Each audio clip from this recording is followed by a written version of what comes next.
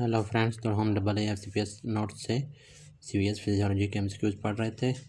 हमने यहाँ तक पढ़ लिए, तो अब यहाँ से पढ़ेंगे। ECG shows normal P waves but wide QRS complex. अब ECG है, उसमें पी वेव्स नॉर्मल हैं, QRS कम्प्लेक्स वाइड हैं और हार्ट रेट 25 पेस मेकर इन। अब जो पेस मेकर होता है उसके हमने पढ़े हुए हैं कि ऐसे नोड में जो होती है हार्ट रेट एक्टिविटी कितनी होती है 60 to 80, और AB नोड अगर होगा तो 40 to 60। यहाँ पर एक्सप्लेनेशन दिया हुआ है, ये देखें। और परकंजी फाइबर्स में 20 to 40। तो यहाँ पर हमारे पास 25 है, इसका मतलब परकंजी फाइबर्स पेसमेकर के तौर पर काम कर रहा है। तो यहाँ पर ऑप्शन D है। मतलब ऊपर ऐसे नोड अपना पीवीएस बना रहा है, नॉर्मल पीवीएस, और नीचे हमारे पास परकंजी फाइबर्स क्या कर रहे हैं, वेंट्रिकुलर डिपोलेशन करवा रहे हैं। तो वेंट्रिकल की QRS कम्प्लेक्स इस वजह से वाइड भी है, और 20 to 40 उसका जो है हार्ट रेट होता है। यहाँ पर 25 है, ठीक है। Third heart sound due to rushing of blood rapidly in ventricle. Third heart sound जो होता है वो ब्लड रैपिडली जब एंटर होता है वेंट्रिकल में, उसकी वजह से होती है। सारा एक्सप्लेनेशन दिया हुआ है, हमने बार बार पढ़े हुए हैं। First heart sound isovolumetric contraction की वजह से होता है, और वो closure of mitral and tricuspid valve. तो ये भी MCQs में आ सकता है, ये वाला ऑप्शन, और ये वाला भी आ सकता है। अगर ये होगा तो इसको लगाना, नहीं तो इसको लगाना। और second heart sound isovolumetric relaxation की वजह से, ये closure of aortic and pulmonary valve. Third heart sound क्या है, रैपिड वेंट्रिकुलर फील्डिंग या फिर rushing of blood into ventricles. ये नॉर्मल होता है चिल्ड्रन में, प्रेगनेंसी में एंड एथलीट्स में। और फोर्थ हार्ट साउंड जब भी होगा ये एबनॉर्मल होता है, और ये आर्ट्रियल सिस्टोल की वजह से होता है।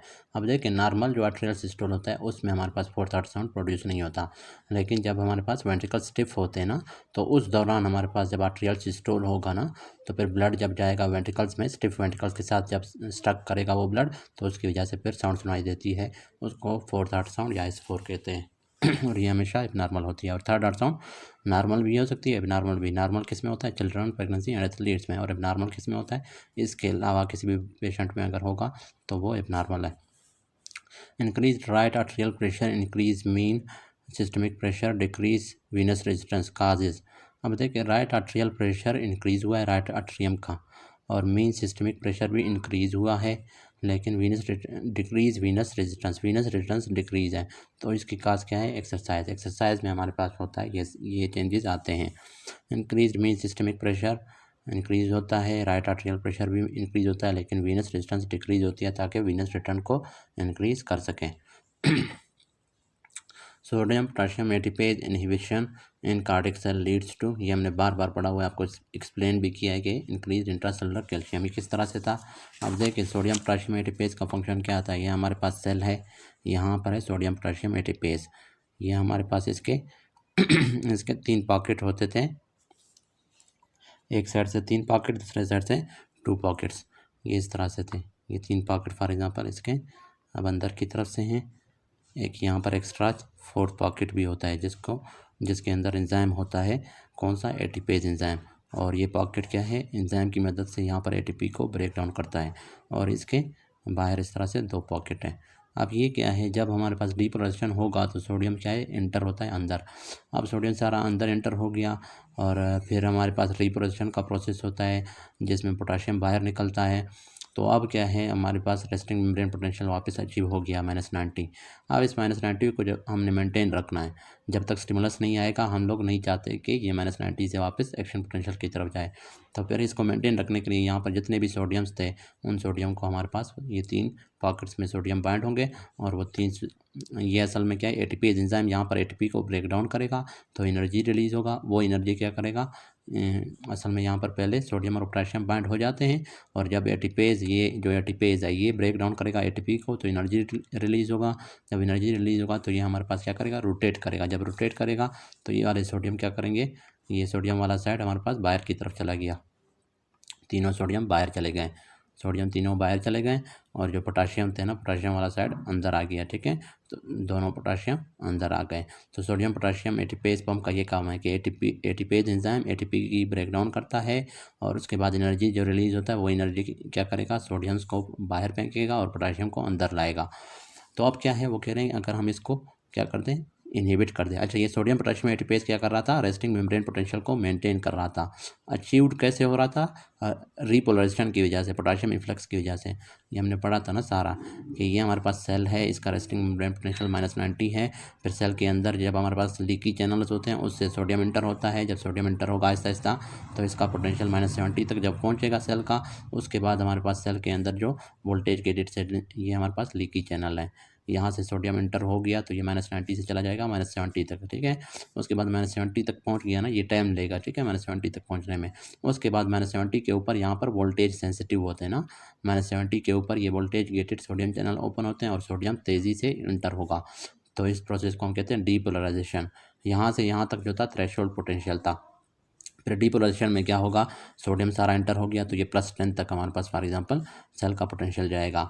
अब क्या है, फिर हमारे पास दोबारा सोडियम चैनल क्लोज हो जाते हैं और पोटेशियम चैनल ओपन होते हैं। पोटेशियम चैनल जब ओपन होते हैं, अब देखें सोडियम बाहर हमेशा ज़्यादा होता है, इस वजह से वो अंदर आ रहा था। जैसे ही ये चैनल ओपन हुए वो अंदर आए, और जब अंदर आए तो वो पॉजिटिव चार्जेस है ना, तो सेल की निगेटिविटी ख़त्म होती जाएगी, पॉजिटिव की तरफ चल जाएगा। लेकिन पोटेशियम अंदर ज़्यादा होते हैं, इंट्रासेलुलरली ज़्यादा होते हैं, तो पोटेशियम चैनल फिर ओपन होंगे इस यहाँ पर, ठीक है। इस जब पोटेंशियल +10 तक पहुँचेगा तो वोल्टेज गेटेड पोटेशियम चैनल है या वोल्टेज सेंसिटिव, तो वो जब ओपन होंगे तो पोटेशियम क्या है, बाहर निकलेगा क्योंकि अंदर ज़्यादा है। तो वो जब पोटेशियम बाहर निकलेगा मतलब पॉजिटिव चार्जेस बाहर निकल रहे हैं तो अंदर नेगेटिविटी बढ़ती जाएगी। तो फिर ये वापस हमारे पास आएगा इस तरह से -70 -90 तक आएगा। अब ये जो प्रोसेस है इसको रिपोलराइजेशन कह रहे हैं, और ये जो प्रोसेस था -70 तक से यहाँ तक इसको कह रहे थे डीपोलराइजेशन या फिर इसको कह रहे थे एक्शन पोटेंशियल। और ये थ्रेशोल्ड पोटेंशियल था -90 से -70 तक। अब क्या है, सोडियम हमारे पास अंदर आए थे डीपोलराइजेशन के दौरान और पोटेशियम बाहर निकले, तो अब सोडियम हमारे पास क्या है, अंदर ज़्यादा हो गए, पोटेशियम बाहर ज़्यादा है। अब क्या है, रेस्टिंग मेम्ब्रेन पोटेंशियल अचीव तो हो गया, -90 तक आ गया। वो किस तरह से अचीव हुआ है, पोटेशियम की इफ्लक्स की वजह से। अब हमने -90 के ऊपर रखना है पोटेंशियल को, मतलब रेस्टिंग मेम्ब्रेन पोटेंशियल को मेंटेन करना है, तो वो कौन करेगा, सोडियम पोटेशियम एटीपेज। तो सोडियम पोटेशियम एटीपेज क्या करेगा, जो अंदर सारा सोडियम मौजूद था उसको हमारे पास एटीपी की ब्रेकडाउन की मदद से एनर्जी रिलीज होगा, तो वो सोडियम बाहर जाएगा और पोटेशियम जो बाहर मौजूद था वो अंदर आएंगे, और इस तरह से हमारे पास रेस्टिंग मेम्ब्रेन पोटेंशियल क्या होगा, -90 के ऊपर मेंटेन रहेगा। अब इसको अगर हम इनहिबिट करेंगे तो सोडियम जो अंदर मौजूद है वो बाहर नहीं जाएगा, जब वो बाहर नहीं जाएगा तो पोटेशियम अंदर नहीं आएगा। अब सेल के अंदर हमारे पास क्या है, सोडियम पोटेशियम एटीपेज के साथ यहाँ पर एक और होता है, उसको कहते हैं सोडियम कैल्शियम एक्सचेंजर। अब जब हमने उसको इनहिबिट कर दिया सोडियम पोटेशियम एटीपेज को, तो सोडियम बाहर नहीं जाएगा, तो सोडियम अंदर ज़्यादा है। सोडियम जब अंदर ज़्यादा है, असल में ये सोडियम कैल्शियम एक्सचेंजर का काम ये है कि बाहर से हमारे पास सोडियम अंदर आता है, ठीक है, यहाँ पर सोडियम बाहर होता है और अंदर की तरफ से कैल्शियम। तो सोडियम बाहर से अंदर आता है और कैल्शियम अंदर से बाहर जाता है। लेकिन कब सोडियम अंदर आएगा, जब सोडियम हमारे पास क्या है, बाहर ज़्यादा होगा। लेकिन जब सोडियम पोटेशियम एटीपेज को हमने इनहिबिट कर दिया तो सोडियम अब अंदर ज़्यादा है, तो अब लोअर कंसंट्रेशन से हायर की तरफ सोडियम नहीं जाएगा, बाहर से सोडियम अंदर नहीं आएगा। जब बाहर से सोडियम अंदर नहीं आएगा तो कैल्शियम जो अंदर मौजूद है वो क्या है, अंदर से बाहर नहीं जाएगा, क्योंकि इन दोनों की ट्रांसपोर्ट इकट्ठे होती है। जब सोडियम अंदर जा रहा होता है उसी टाइम कैल्शियम बाहर आता है, तो सोडियम कैल्शियम एक्सचेंजर काम करना छोड़ देगा। जब वो काम करना छोड़ देगा तो कैल्शियम एक्युमुलेट होगा सेल के अंदर। तो ये आपको समझ आ गई होगी। Neck veins normally don't distend, they distend when right arterial pressure rises above 8+, ठीक है, रट्टे वाली चीज़ है। Patient having SVT supraventricular tachycardia है, effect of vagal manoeuvres will be increase PR interval. Vagal क्या है, वेगस नर्व क्या है हमारे पास, वेगस नर्व क्या है, पैरासिम्पैथेटिक नर्व है, और पैरासिम्पैथेटिक नर्व को आप जब एक्टिवेट करते हैं तो पीआर इंटरवल इंक्रीज होगा कि नहीं, मतलब क्या है, कंडक्शन डिक्रीज हो जाएगी, एवी नोडल डिले इंक्रीज होगा। Increase venous return which increase in vagal tone को आप इंक्रीज़ करेंगे तो वीनस रिटर्न इंक्रीज होगा। उसकी वजह क्या है, वेगल टोन क्या करता है, हार्ट रेट को डिक्रीज़ करता है, तो फिर कार्डिक आउटपुट डिक्रीज़ होगा। अब कार्डिक आउटपुट को मेंटेन करने के लिए हम लोग वीनस रिटर्न को इंक्रीज़ करेंगे, ताकि फिर एंड डायस्टोलिक वॉल्यूम और प्रीलोड इंक्रीज़ होगा, और फिर स्ट्रोक वॉल्यूम इंक्रीज़ होगा, ताकि कार्डिक आउटपुट वापस नॉर्मल की तरफ जा सके। Beta adrenergic causes which have the following effect है। बीटा एड्रेनर्जिक जो रिसेप्टर होते हैं, मतलब बीटा 1 हार्ट के ऊपर, वो बीटा हार्ट की कार्डिक एक्सेलरेशन करते हैं, ठीक है। कार्डिक एक्सेलरेशन मतलब हार्ट की कंट्रक्टिलिटी को भी इंक्रीज़ करते हैं और हार्ट रेट को भी। तो इसका आंसर ए है। उसके बाद है मायोजेनिक वस्कुलर रिस्पॉन्स है, response to hypertension is myogenic vascular response to hyper, वो है वेजो कंस्ट्रक्शन। जब वेजो कंस्ट्रक्शन होगी ना तो फिर हाइपरटेंशन होगा, फिर क्या होगा, मायोजेनिक वस्कुलर रिस्पॉन्स होगा, मतलब वो मसल खुद ब खुद फिर क्या होंगे, डायलेट होंगे। तो देखें, high BP leads to vessel wall vasoconstriction, result in reflex vasoconstriction in organs to prevent end damage to organs. ठीक है, हाई बीपी की वजह से वेसल का जो वाल है वो कंस्ट्रिक्ट होता है ना, रिफ्लेक्स वेसल कंस्ट्रक्शन होती है ताकि ऑर्गन को डैमेज नहीं पहुंचे। In muscular smooth muscle the myogenic response is contraction in response to increase blood pressure. अच्छा, मायोजेनिक रिस्पॉन्स का यह मतलब है कि जब बीपी ज़्यादा हो जाती है ब्लड प्रेशर ज़्यादा होती है किसी आर्गन में, तो फिर क्या होगा, वेसल्स कंस्ट्रिक्ट होते हैं ताकि उस आर्गन को डैमेज ना पहुंचे। A patient known case of mitral stenosis is having irregular pulse है, most common finding on JVP. और अभी माइट्रल स्टेनोसिस है और उसका पल्स क्या है, इरेगुलर है।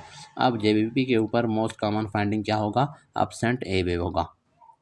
माइट्रल स्टेनोसिस में ए वेव अब्सेंट था और जायंट वेव किस में थे, giant A wave or cannon A wave वो tricuspid stenosis or AV blocks वगैरह में थे। देखें, MS mitral stenosis leads to atrial fibrillation, और आर्ट्रियल फिब्रिलेशन में क्या था, absent P wave on ECG और absent A wave on JVP होता है। ठीक है, atrial fibrillation or mitral stenosis में।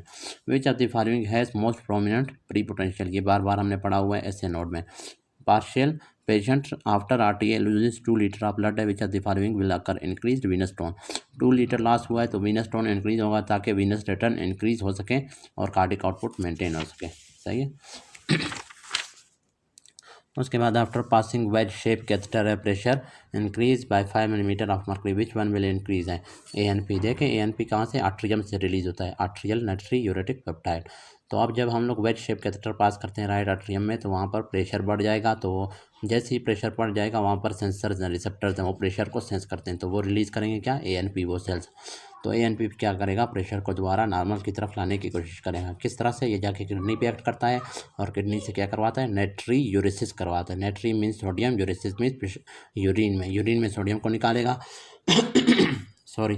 और सोडियम जब निकलेगा यूरिन में तो फिर क्या है, सोडियम आपको पता है सॉल्यूट है, वो अपने साथ वाटर को भी ड्रैग करेगा, ज़्यादा से ज़्यादा वाटर को भी निकालेगा। तो एक तो ब्लड वॉल्यूम डिक्रीज हो जाएगा जिसकी वजह से बीपी नॉर्मल की तरफ आएगा, और दूसरा सोडियम भी कम होगा। तो सोडियम जब कम होता है तो उस वक्त भी बीपी कम हो जाता है। तो इस तरह से बीपी वापस नॉर्मल की तरफ, ये मतलब एक रिफ्लेक्स मैकेनिज्म है। Maximum aortic pressure in which phase of, अब देखिए इसमें आपने ये बार बार मैं आपको कहता हूँ, एक होता है वेंट्रिकुलर प्रेशर, एक होता है aortic pressure. Maximum aortic pressure तब होगा जब एरोटा में मैक्सिमम ब्लड प्रेजेंट होगा। तो मैक्सिमम ब्लड कहाँ पे होता है, रिड्यूस्ड इजेक्शन में होता है। क्यों, क्योंकि पहले की जो फेस है वो है रैपिड इजेक्शन, जिसमें रैपिडली ब्लड जाता है वेंट्रिकल से एओर्टा में। फिर उसके बाद होता है रिड्यूस्ड इजेक्शन या स्लो इजेक्शन। तो स्लो इजेक्शन में मजीद जो ब्लड प्रेजेंट है वेंट्रिकल में वो भी एरोटा में जाएगा। तो स्लो इजेक्शन में मतलब मजीद क्या है, एरोटा में ब्लड बढ़ जाएगा। तो मजीद ब्लड बढ़ गया तो इस वजह से रिड्यूस्ड इजेक्शन या स्लो इजेक्शन में मैक्सिमम एरोटिक प्रेशर होता है लेकिन यहाँ पर इन्होंने ऑप्शन दिया ही नहीं है, तो इस वजह से रिड्यूस्ड इजेक्शन का यहाँ पर है नहीं, तो इस वजह से हम लोग रैपिड इजेक्शन फेस यहाँ पर करेक्ट करेंगे। लेकिन असल आंसर इसका है रिड्यूस्ड इजेक्शन है। ठीक है। फिर उसके बाद मिनिमम एरोटिक प्रेशर तब होगा जब एरोटा में ब्लड बिल्कुल नहीं होगा। तो वो कब होता है, ब्लड कब नहीं होता, आइसोवॉल्यूमेट्रिक कंट्रक्शन में, जिसमें एरोटिक और पल्मोनरी वाल्व क्लोज हैं और तो वो आइसोवॉल्यूमेट्रिक कंट्रक्शन है, तो एरोटा में ब्लड मिनिमम होगा, इस वजह से मिनिमम एरोटिक प्रेशर। अब मैक्सिमम वेंट्रिकुलर प्रेशर कब होता है, रैपिड इजेक्शन। देखें, रैपिड इजेक्शन में असल में वेंट्रिकुलर प्रेशर मैक्सिमम होता है। क्यों, वेंट्रिकल में प्रेशर मैक्सिमम है तो इस वजह से हमारे पास एरोटा ओपन हो रहा है और रैपिडली ब्लड हमारे पास क्या है, इजेक्ट कर रहा है, किसमें, एरोटा में। अगर मैक्सिमम नहीं होगा तो हमारे पास क्या है, ब्लड इजेक्ट नहीं करेगा एरोटा के अंदर ना रैपिडली। तो इस वजह से ये मतलब कॉमन सेंस की बात है। और मिनिमम वेंट्रिकुलर प्रेशर कब होगा, जब रैपिड फिलिंग हो रही होती है वेंट्रिकल्स की। अब ये भी कॉमन सेंस की बात है, वेंट्रिकल में प्रेशर जितना कम होगा तो मतलब रेजिस्टेंस उतना ही कम होगा ब्लड के लिए, इस वजह से उस दौरान हमारे पास क्या है, ब्लड बहुत तेज़ी से ऊपर से आर्ट्रिया से वेंट्रिकल्स में आएगा, रैपिड फिलिंग होगी। तो minimum ventricular pressure rapid filling में है और maximum ventricular pressure rapid ejection में है और मैक्सिमम एरोटिक रिड्यूस्ड इजेक्शन में और minimum aortic pressure isovolumetric contraction में। Increase in mean arterial pressure will cause increase in TPR, ये भी पढ़ा हुआ है। Ventricles receive impulses directly from Purkinje, ये तो पढ़ा हुआ है हमने ना, वेंट्रिकल्स को इम्पल्सिस बंडल ब्रांच से या फिर उससे मिलते हैं। उसके बाद है normal beat after the extra systolic beat would produce है। नॉर्मल बीट जो होता है आफ्टर एक्स्ट्रा सिस्टोलिक बीट में क्या होता है, increase pulse pressure because stroke volume is increase है। ठीक है, तो स्ट्रोक वॉल्यूम इंक्रीज हो जाता है, पल्स प्रेशर इंक्रीज होता है और जिसकी वजह से क्योंकि स्ट्रोक वॉल्यूम इंक्रीज होता है। अब इसमें आपने कन्फ्यूज नहीं होना है, एक है normal beat after extra systolic beat. Extra systolic beat के बाद जो नॉर्मल बीट है उस दौरान क्या है, पल्स प्रेशर इंक्रीज होता है। लेकिन जो एक्स्ट्रा सिस्टोलिक बीट है उसके दौरान एक्स्ट्रा सिस्टोलिक बीट के दौरान क्या होगा, डिक्रीज पल्स प्रेशर होगा। लेकिन एक्स्ट्रा सिस्टोलिक बीट के बाद जो नॉर्मल बीट होता है उसमें हमारे पास पल्स प्रेशर इंक्रीज होता है। क्यों? क्योंकि स्ट्रोक वॉल्यूम इंक्रीज हो रहा है। Which of the following is responsible for preserving organism as a whole in the fear and shock state. तो ये है सिम्पैथो एड्रिनल डिस्चार्ज है। तो इनमें से हमारे पास क्या है, ऑर्गेनिज्म का as a whole fear and shock state में कौन वो कर रहा होता है, सिम्पैथो एड्रिनल डिस्चार्ज इसको कहते हैं, या इसको सिम्पैथो एड्रिनल रिस्पॉन्स भी कहते हैं, या फिर इसको कहते हैं रास, रेनिन एंजियोटेंसिन अल्डोस्टेरोन सिस्टम। ये शॉक कंडीशन में एज ए होल मेंटेन कर रहा होता है बीपी को। ये हमने बार बार पढ़ा हुआ है। Aortic valve open during which phase of cardiac cycle है, तो ये रैपिड इजेक्शन है। A student of final year MBBS witness surgery है for the first time collapsed in OT due to. एक स्टूडेंट है, मतलब वो बेहोश हो गया, संकपी उसको हो गई, ठीक है, ओटी में पहली बार वो ऑपरेशन देख रहा था। तो उसकी वजह क्या है, decrease in peripheral resistance. Peripheral resistance decrease होगा तो हमारे पास संकपी हो सकती है। इन ईसीजी कंप्लीट वेंट्रिकुलर डिपोलाइजेशन कब होता है, एसटी सेगमेंट, ये भी हमने पढ़ा हुआ है। अगर कंप्लीट का लफ्स नहीं होगा तो फिर हम लोग क्यूआरएस कॉम्प्लेक्स लिखेंगे, ठीक है। Complete ventricular depolarization ST segment, वैसे ventricular depolarization QRS complex. Affect of glucagon, ये भी मैंने आपको बार बार समझाया पिछले लेक्चर्स में। Affect of glucagon on heart is like epinephrine की तरह होता है ग्लूकागॉन, क्योंकि बीटा 1 रिसेप्टर के ऊपर एक्ट करता है, ठीक है। बीटा 1 रिसेप्टर होते हैं या ग्लूकागॉन के अपने रिसेप्टर होते हैं, तो वो सेम उसी तरह एक्ट करता है जैसे एपेनेफ्रिन एक्ट कर रहा होता है। मतलब हार्ट रेट को बढ़ाता है, कार्डिक कंट्रक्टिलिटी को भी बढ़ाता है हार्ट के। और उसके बाद आर्टरिया स्ट्रेच है लीडिंग टू ट्रैकिकार्डिया। आर्टरिया जब भी स्ट्रेच होते हैं तो ट्रैकिकार्डिया होती है। इसको हम कहते हैं ब्रेन ब्रिज रिफ्लेक्स है। इसका आंसर है सी, ब्रेन ब्रिज रिफ्लेक्स है। Third heart sound is due to, ये भी बार बार पढ़ा हुआ है, रैपिड वेंट्रिकुलर फील्डिंग की वजह से होता है। ये सारा एक्सप्लेनेशन आप स्टॉप करके देख सकते हैं। 5 kg infant will have the blood volume है, ए है 80 to 85 ml पर kg। तो इसका क्या है, 5 kg का ना, तो 85 क्या है, 1 kg पर kg 85 होता है। तो 85 को 5 के साथ आप जब मल्टीप्लाई करेंगे तो फिर क्या होगा, 425। क्लोज आंसर क्या है इसका, ए है 420 ml, ठीक है। तो 80 to 85 ml पर केजी होता है, ठीक है, इन्फेंट्स में। तो अगर वो 5 kg का है तो आपने 80 को 5 के साथ जब आप करेंगे तो 420 आता है या 425। तो नॉर्मल, ये मतलब ये आपने याद रखना है, ठीक है। ये वाला नॉर्मल सेरिब्रल ब्लड फ्लो कितना होता है, 750 ml पर मिनट है। Brain consumes 20% of total body oxygen है, ठीक है। और हार्ट कितना, 80% या 70% ऑक्सीजन यूज़ कर रहा होता है। Brain oxygen consumption is 3.5 ml पर मिनट पर 100 ग्राम ऑफ टिश्यू। और सेरिब्रल ब्लड फ्लो जो होती है, ये ब्रेन का ऑक्सीजन है, और ब्लड फ्लो कितना होता है, 50 ml है पर मिनट पर 100 gram of total tissue. Total 750 है। ग्लूकोज एक्सट्रैक्शन कितना होता है, 5 mg। तो ये भी आपने एक बार पढ़ने हैं, आपने याद रखने हैं।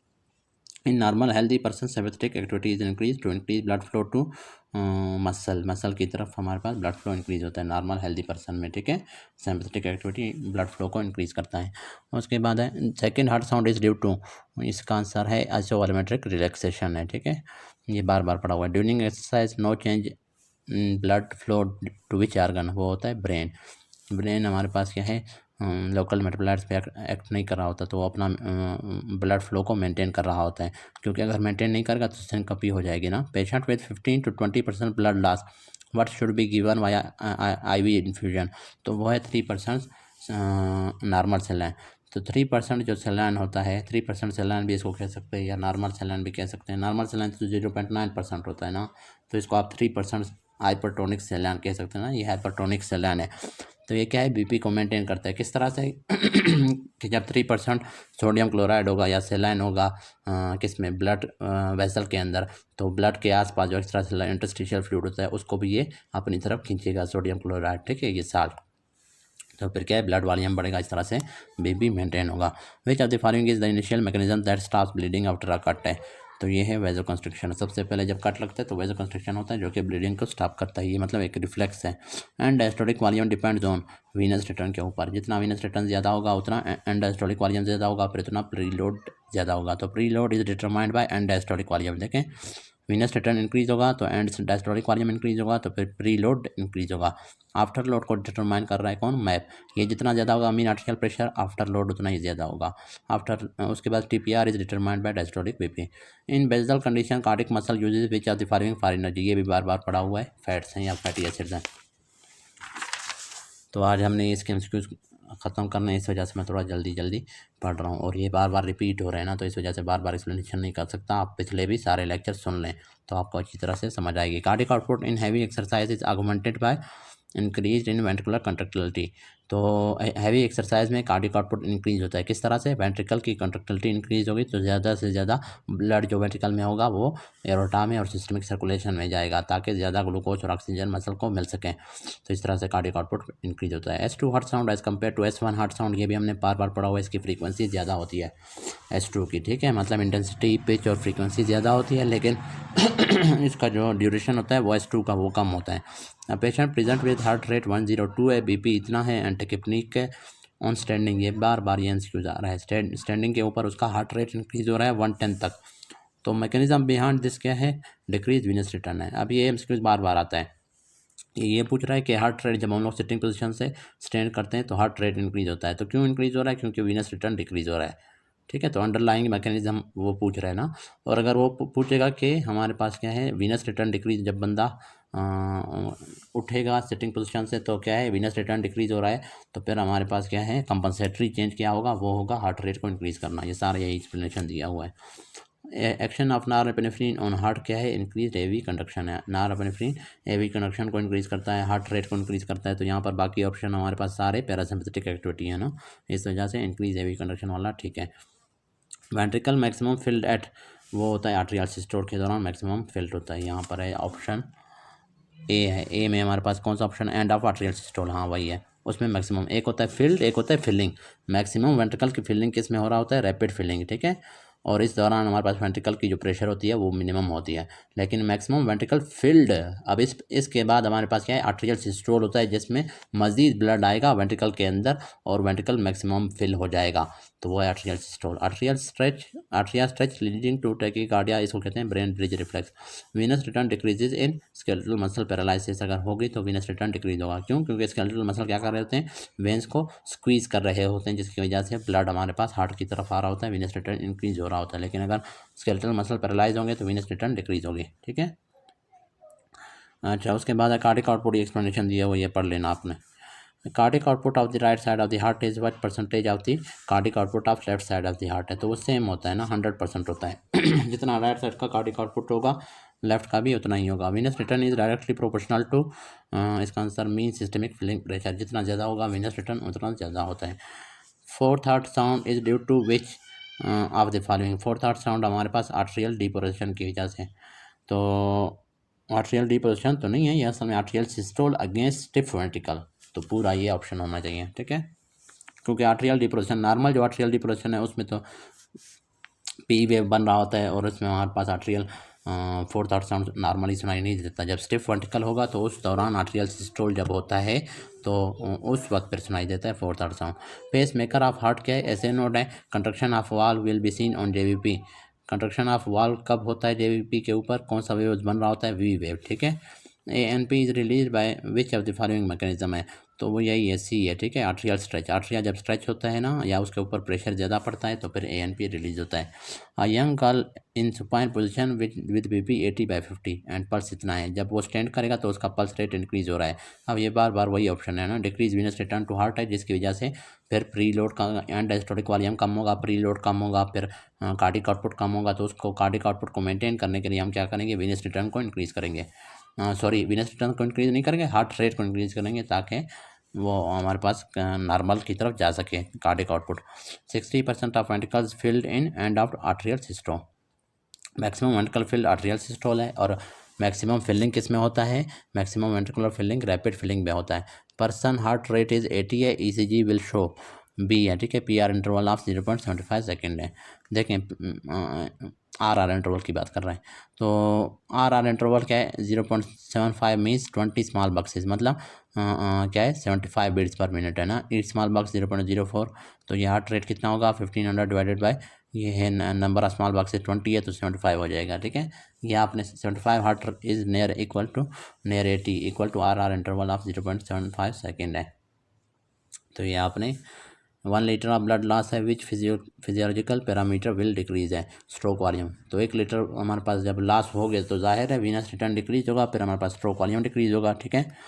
अच्छा, फिर हार्ट रेट लेकिन इंक्रीज होगा ताकि कार्डियक आउटपुट मेंटेन हो सके, क्योंकि फर्स्ट साइन है, ठीक है, शॉक का, tachycardia. After vagal stimulation of heart rate slows down है, permeability of S node increase for किसके लिए होता है, बी है, ठीक है, पोटाशियम के लिए। तो पोटाशियम बाहर निकल रहा होता है, ठीक है, वेगल स्टिमुलेशन के बाद, जिसकी वजह से एस नोड हाइपरपोलराइज हो जाएगा और उसकी एक्टिविटी डिक्रीज हो जाएगी।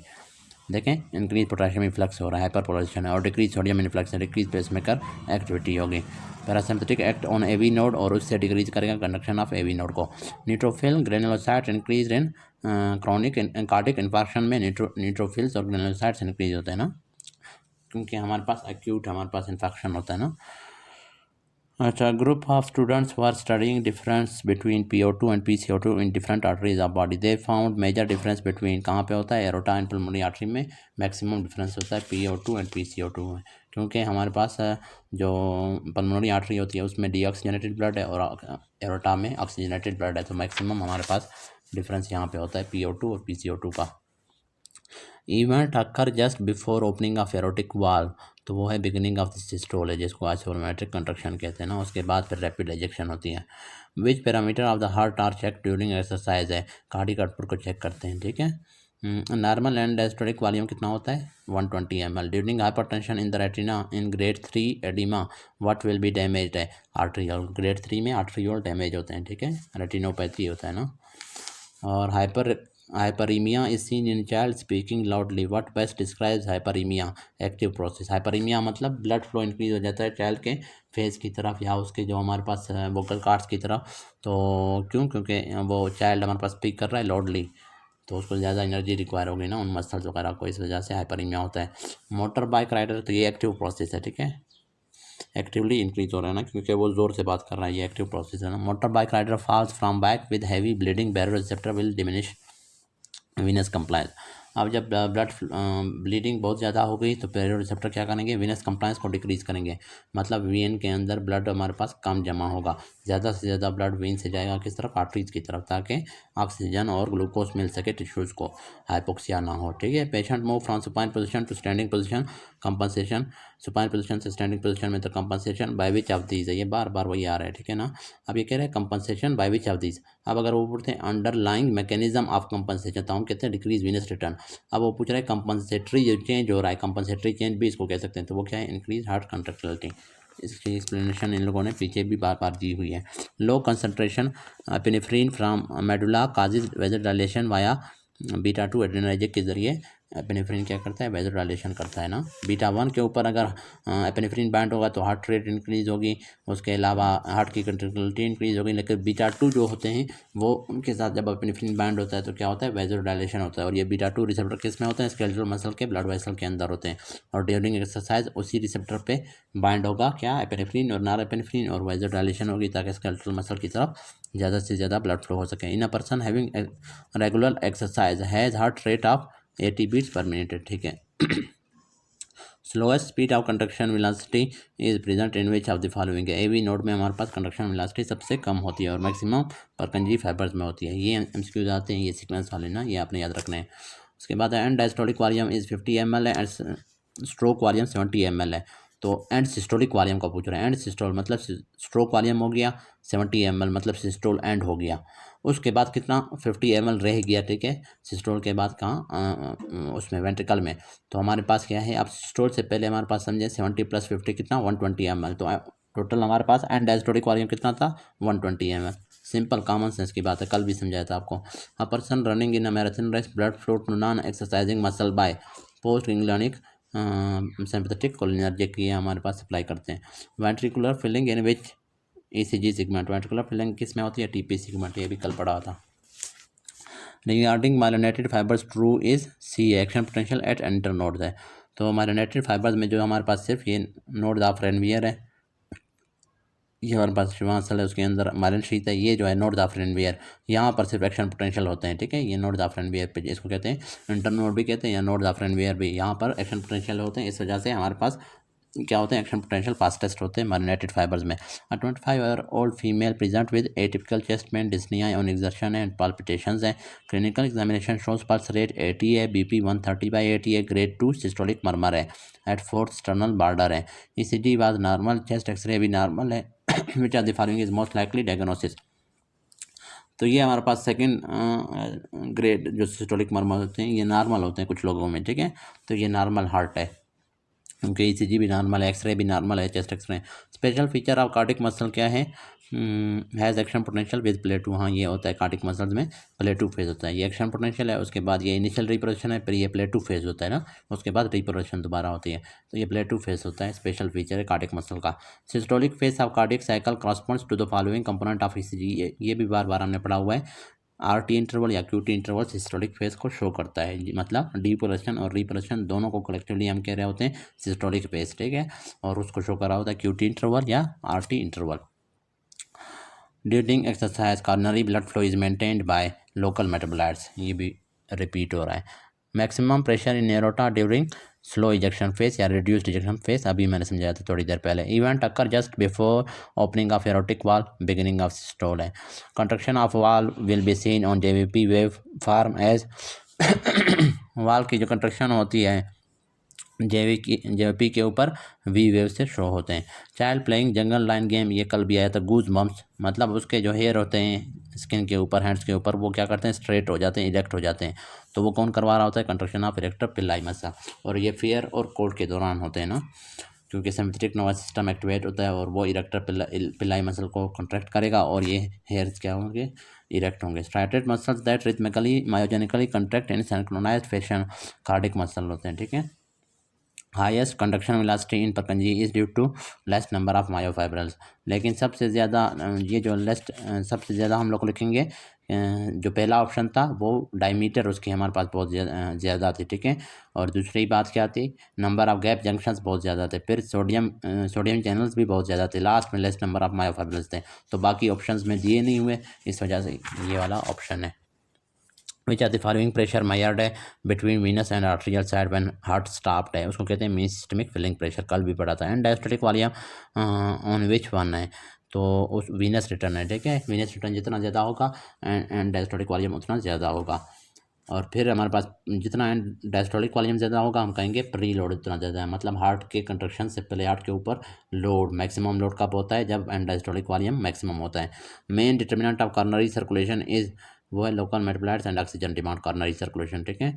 On ECG what correlates will completely depolarized ventricle है, ये A wave ST segment show करता है कंप्लीट वेंट्रिकुलर डिपोलेशन को। और अगर सिर्फ वेंट्रिकुलर डिपोलेशन की बात हो, कंप्लीट की बात ना हो, तो QRS कम्प्लेक्स लिखेंगे। Calculate ejection fraction, heart rate 70 है, कार्डिक आउटपुट 5.6 है एंड डायस्टोलिक वॉल्यूम 160 है, तो इसका आंसर है 0.50। ये हमने कल भी पढ़ा था, तो उस लेक्चर में आप देख लेना, ये सिंपल है, ठीक है।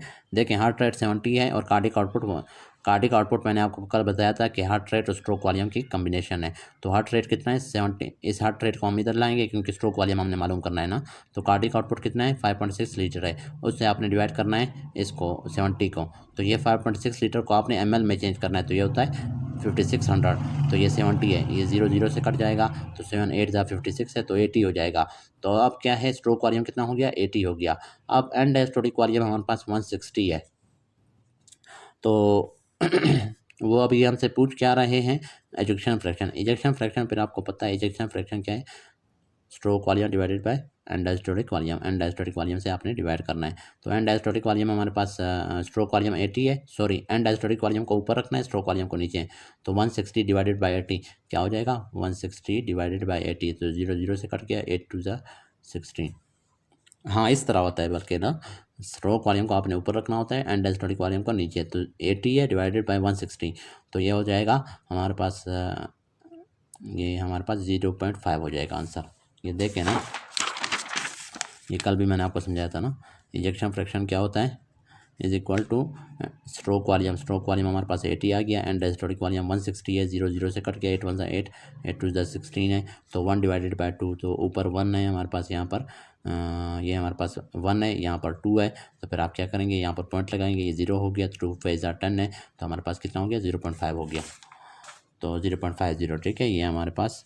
और परसेंटेज में अगर 100 से आपने इसको इजेक्शन फ्रैक्शन परसेंटेज में भी देखते हैं तो वो होता है कितना, 50 को 0.5 को आप मल्टीप्लाई करें 100 से तो कितना हो जाएगा 50%।